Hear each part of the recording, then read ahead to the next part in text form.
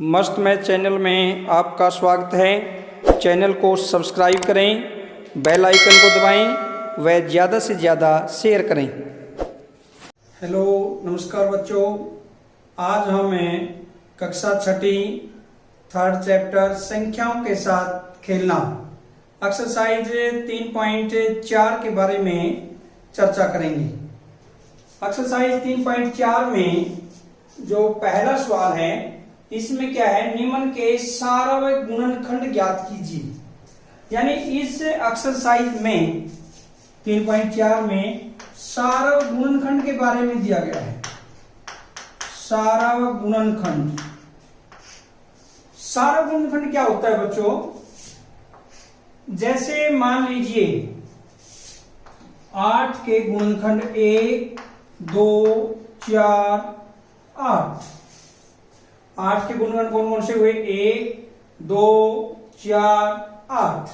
ऐसे ही अगर हम 6 के गुणनखंड देखें, 1, 2, 3, 6, ये 6 के गुणनखंड है। अब अगर हम इनमें से सार्वत्रिक गुणनखंड कहें 6 और 8 के, 6 और 8 के सार्वत्रिक गुणनखंड क्या है? जो दोनों में कॉमन है, जो दोनों में साझे हैं, उसे हम सार्वत्रिक गुणनखंड कहते हैं। जैसे 1 दोनों में है तो एक तो 1 है, और 1 2 भी दोनों में है, ये भी सार्वत्रिक गुणनखंड है। तो किसी भी संख्या के सार्वत्रिक गुणनखंड उन संख्याओं के साझे गुणनखंड को बोलते हैं। अगर किन्हीं दो संख्याओं में सार्वत्रिक गुणनखंड सिर्फ 1 है, अकेला 1 है, तब हम उसे कहेंगे सह अभाज्य संख्या।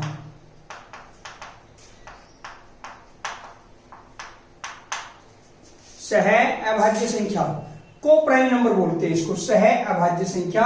यदि संख्याओं में केवल एक सार्वत्रिक गुणनखंड है, एक को छोड़कर अन्य सार्वत्रिक गुणनखंड नहीं है, उसे हम बोलते हैं सह अभाज्य संख्या। इसमें एक को छोड़कर अन्य है गुणनखंड 2, अगर अकेला 1 होता फिर हम इसको कह सकते थे कि ये दोनों ही सह अभाज्य संख्या है।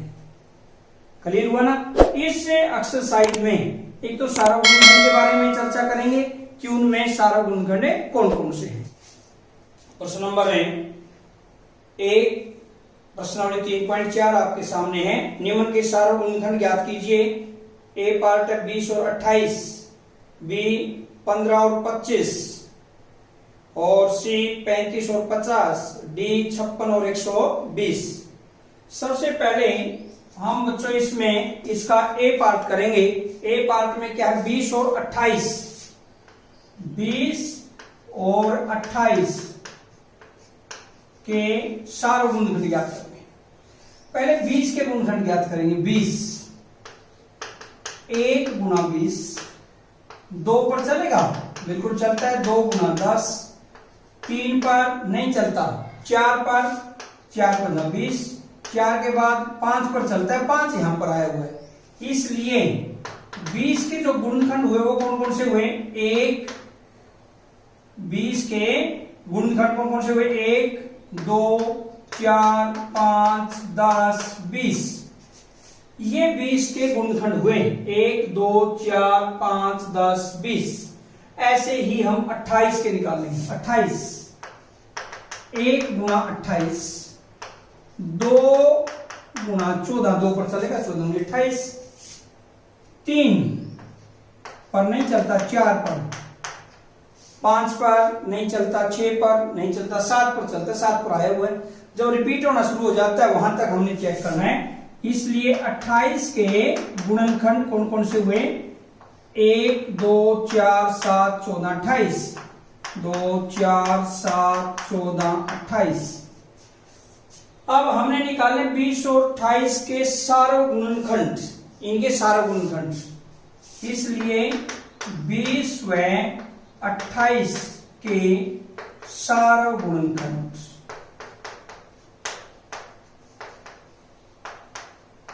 बराबर। अब इन दोनों में देखो बच्चों क्या कॉमन है?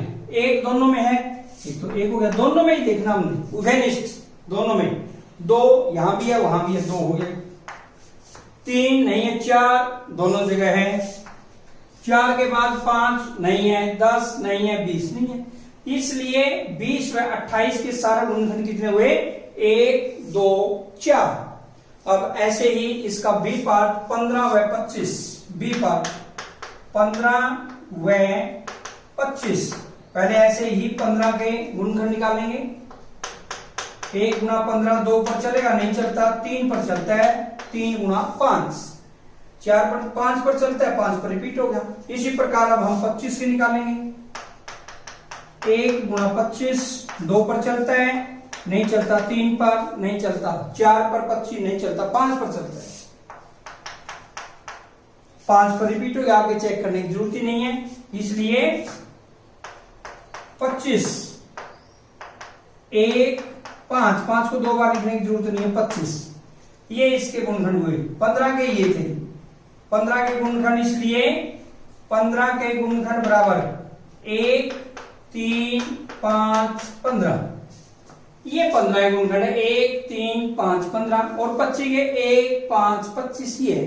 अब सारा गुणनखंड, इसलिए 15 व 25 के सारा गुणनखंड,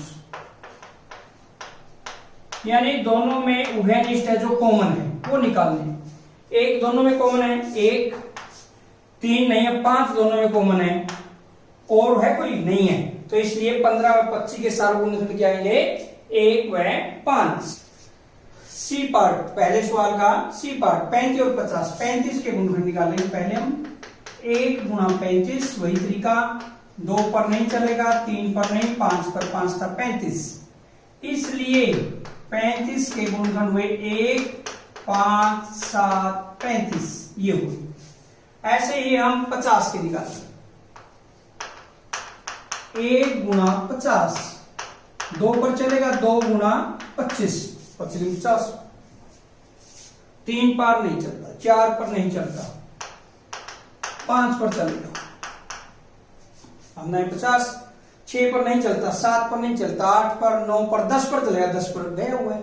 जब ये रिपीट होना शुरू हो जाता है ना, पुनरावृत्ति, तब उसके आगे चेक करने की जरूरत नहीं है। 10 15 50 वही है, इसलिए 50 बराबर 1 2 5 10 25 50 ये। अब इसलिए 35 व 50 के सारे गुणनखंड जो इन दोनों में कॉमन है, एक तो सभी में होता है 1, फिर 5 देखिए, 5 है, 7 नहीं है, 35 नहीं है, तो इसका मतलब क्या हुआ? 1 व 5। इसके क्या हुए? 35 और 50 के 1 5। अब हम करेंगे 56 व 120, डी पार्ट। 56 व 120, बिल्कुल वही तरीका। 56 1 गुणा 56, 2 पर चलेगा, 2 गुणा 28, 3 पर नहीं चलता, 4 पर, 4 गुणा 14, 5 पर नहीं चलेगा, 6 पर नहीं चलता, 7 पर, 7 गुणा 8, 7 के बाद 8 पर चलेगा, 8 पर आया हुआ है, तो अब जरूरत नहीं है, इसलिए 56, 8 पर जरूरत ही नहीं है, इसलिए 56 के गुणनखंड कौन से हुए? 1 2 4 7 8 14 28, 56 2 4 7 8 14 28 56। ऐसे ही 120 के निकालेंगे। 1 गुणा 120, 2 पर चलेगा 60, 3 पर चलेगा, 4 पर, 4 गुणा 30, 4 से भाग देंगे, 30 चौका 120, ये भी विभाजित होगा। 5 पर, 5 में 10, बच के 2, 5 चौका 20, 24 15 120, 5 पर चलेगा। 6 पर 20, 7 पर नहीं चलता, 8 पर 15 8 120, भाग देंगे तो 9 पर नहीं चलेगा, 10 पर 10 गुना, 11 पर नहीं चलेगा, 12 पर चलता, 12 पर आया हुआ है, बस यही तो चेक करना था। इसलिए 120 के क्या हुए 1 2 3 4 5 6 8 10 10 के बाद 12 15 20 24 30 40 60 और 120 ये इसके गुणनखंड हुए। इसलिए 56 व 120 के सारा गुणनखंड बराबर। अब इनमें कॉमन देख लीजिए क्या क्या। 1 दोनों में है, 2 है दोनों में, 4 है, 7 नहीं है, 8 है, 14 नहीं है, 28 नहीं है और 56 भी नहीं है। इसलिए 56 है 120 के सारे गुणनखंड क्या क्या हुए 1 2 4 8। ये था आपका प्रश्न नंबर 1। प्रश्न नंबर 2 आपके सामने है, निम्न के सारे गुणनखंड ज्ञात कीजिए। इसमें 3 संख्याओं के सारे गुणनखंड ज्ञात करने, जैसे 4 8 व 12। तो पहले 4 के गुणनखंड ज्ञात कर देंगे। 1 गुणा 4 2 पर चलेगा, 2 गुणा 2 बस 4 के 2, इसलिए 4 के क्या हुए गुणनखंड 1 2 4। और दूसरा क्या था इसमें 8 व 12। ऐसे ही हम 8 के निकाल लेंगे। 1 गुणा 8 2 गुणा 4, 3 पर नहीं चलता 4 पर आया हुआ है, इसलिए 8 के गुणनखंड 1 2 4 8। ये 8 के। और तीसरा क्या है 12। ऐसे ही हम 12 के निकाल। 1 गुणा 12 2 गुणा 6, 3 पर चलेगा, 3 गुणा 4, 4 पर आया हुआ है, अब आगे करने की जरूरत नहीं है। इसलिए 12 के गुणनखंड क्या हुए 1 2 3 4 6 12। अब हम इनके सारे गुणनखंड निकालेंगे। इसलिए 4 8 व 12 के सारे गुणनखंड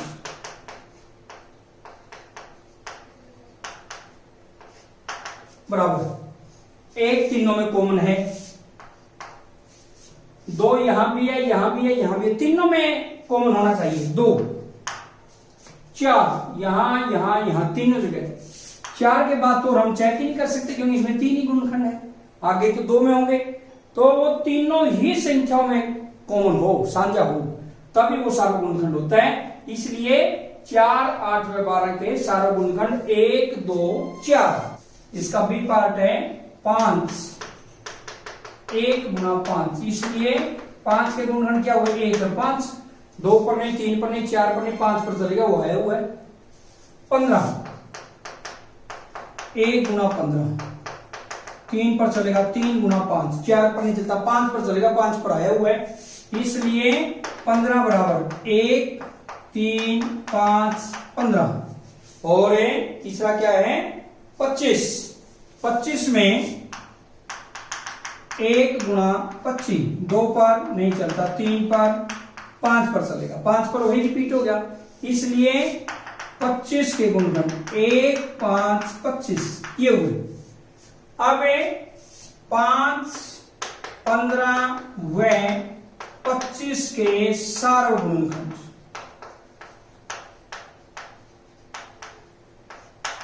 इन तीनों में जो कॉमन है 1 तीनों में है, 5 इसमें भी है, इसमें भी है, इसमें तीनों में साझा होना चाहिए। और कोई है ही नहीं क्योंकि 2 ही है, इससे ज्यादा हो ही नहीं सकते। इसलिए इसके सारे गुणनखंड क्या हुए 1 व 5। ये था आपका प्रश्न नंबर 2। प्रश्न नंबर 3, निम्न के प्रथम 3 सारे गुणज ज्ञात कीजिए। फर्स्ट पार्ट है 6 और 8, यानी 6 और 8 के इन दोनों के क्या ज्ञात करने हैं। प्रथम 3 सारे गुणज जो दोनों में कॉमन हो, सारे गुणज और गुणज भी होंगे। तो पहले 6 के गुणज निकालेंगे। 6 के गुणज क्या आएंगे, मैंने पहले ही बताया था 6 के गुणज है 6 का पहाड़ा, 6 12 18 ऐसे 12 18 24 30 36, 42, 48 डैश डैश डैश ऐसे चलेंगे इसकी। 6 के 6 बढ़ा के 6 का पहाड़ा पढ़ते रहो, 54, 60, 66 ऐसे कितने ही ले लो, अपरिमित गुणज होते हैं। अब 8 के गुणज ऐसे ही 8 के लेंगे, 8 का पढ़ा 8 में 16, 24 ऐसे। अब निकालना क्या है इसमें, 6 और 8 के 3 सार्वगुणज, 6 व 8 के सार्वगुणज 3 निकालने पहले। देखिए यहां पर 6, 12, 18, 24, 8, 16, 24 पहले दोनों में जो कॉमन आया, जो दोनों में बच्चों साझा है क्या है 24, तो पहला सार्वगुणज क्या आया 24। अब आगे वैसे हमने चेक करने की भी ज्यादा जरूरत नहीं है, जो भी पहला सार्वगुणज आता है बच्चों ध्यान रखिए, जो भी पहला सार्वगुणज आएगा वो आगे वाले उसके गुणज ही होंगे। जैसे 24 है, 24 दूनी 48, 24 तिया 72, 24 चौक 96 ऐसे इसके सार्वगुणज मिलेंगे, चाहे करके देख ले हम। एक तो हमने किया भी है, 24 के बाद देखिए यहाँ पर 30 नहीं है, 36 नहीं है, 42 नहीं है, 48 देखो दोनों में 48, तो इसका मतलब दूसरा कौन सा हुआ 48। अब आपको पता भी लग गया होगा 24, 24 दूनी 48, 24 तिया 72, अगर ऐसे ही करेंगे तो 72 पे जाके कॉमन होगा दोनों का, क्लियर हुआ कि नहीं। तो क्या हुआ 6 व 8 के सार्वगुण कर 24, 48, 72 ये हो गए 3 निकाल। सेकंड पार्ट बी, तीसरे क्वेश्चन का ही बी पार्ट, उसमें 12 और 18 के ऐसे ही 12 के गुणज, 12 व 18 के निकालने हैं। 12 के गुणज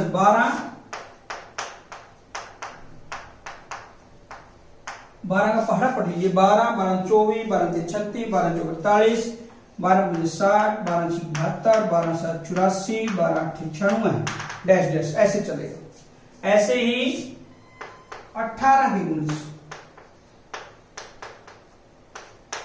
क्योंकि 12 में 18 के निकालने हैं, 18 का भी पहाड़ा पढ़ लीजिए, 18, 18 में 36, 18 तिया 54, 18 चौक 72, 18 में 90, 18 छिक्का 108, 18 सता 126 ऐसे डैश डैश ऐसे करके कितने ही हम इनके गुणज लिख लें। अब इनका 12 व 18 का सार्वगुणज, 12 व 18 के सार्वगुणज यानी जो दोनों में कॉमन है, जो दोनों में साझे हैं। 12 नहीं है, 24 नहीं है, 36 है, तो इसका 36। बच्चों मैंने पहले बताया था 36 आते ही अगला गुणज अपने आप आपको पता लगना चाहिए, 36 दूनी 72, इसका मतलब 72 आएगा। चेक कर लेते हैं, 48 नहीं है, 60 नहीं है, 72, ये 72 है दोनों, देखो कितना आ गया 72। ऐसे ही अगला, फिर तो इसका पहला सार्वगुणज निकलने के बाद उसके बाद तो इसी का गुणज होता है, 36 दूनी 72, 36 तिया 108, तो अगला इसका जो आएगा अगर हम आगे निकाल के देखें कितना आएगा 108। ये था आपका प्रश्न नंबर 3। प्रश्न नंबर 4 आपके सामने है, 100 से छोटी ऐसी सभी संख्याएं लिखिए जो 3 और 4 के सार्वगुणज है। 100 से छोटी ऐसी सभी संख्याएं लिखिए जो 3 और 4 के सार्वगुणज है। पहले हम लिख लेंगे 3 के गुणज, बिल्कुल वही तरीका, 3 का पढ़ा 3, 6, 12, 3 पंजे 15, 18, 3 सता 21, 3 अट्ठा 24 डैश। ऐसे ही 4 के गुणज, 4, 4 दूनी 8, 4 तिया 12, 16, 4 पंजा 20, 4 छिक्का 24, 4 छिक्का 24, 4 सता 28 डैश डैश ऐसे। अब 3 के गुणज लिख दिए हमने, 4 के गुणज, लेकिन इसमें पूछा गया क्या है, 100 से छोटी ऐसी सभी संख्याएं जो 3 व 4 के सार्वगुणज है। पहले हम 3 व 4 के सारा गुणज निकाल लेते हैं जो दोनों में कॉमन है, क्योंकि बच्चों एक अगर हमें पता लग गया कि इसका सारा गुणज ये है, फिर तो 100 से छोटे सारे ही हम उसके सारा गुणज निकाल देंगे, उसी का गुणज होगा। एक निकालने वाली बात है। 3 नहीं है, 6 नहीं है, 9 नहीं, 12 दोनों के अंदर कॉमन है, तो इसका मतलब पहला क्या हुआ 12। अब नेक्स्ट तो हमें अपने आप ही पता लग जाएगा 24 होना चाहिए। फिर भी चेक करते हैं, 15 नहीं है, 18 नहीं है, 21 नहीं है, 24 दोनों बिल्कुल सही है। 12 24 डैश ऐसे ये इसके सारा गुणज है। लेकिन पूछा क्या है, 100 से छोटे 3 व 4 के सारा गुणज, इसलिए 100 से छोटे 3 व 4 के सारा गुणज वो निकालने हमने। बराबर क्या आएंगे, पहला 12 आ गया, 24 12 के गुणज लेके चलिए। 12 क्या, 36 48 60 12 72 12 84 12 96 12 9 108 100 से बड़ी होगी। तो 12 के गुणज कितने हुए, 12 12 24 12 36 12 48 12 60 12 72 12 84 12 96 यानी 8 गुणज हुए। 1 2 3 4 5 6 7 8 ये थे 3 व 4 के सारे गुणज जो 100 से छोटे हैं। ये था आपका प्रश्न नंबर 4।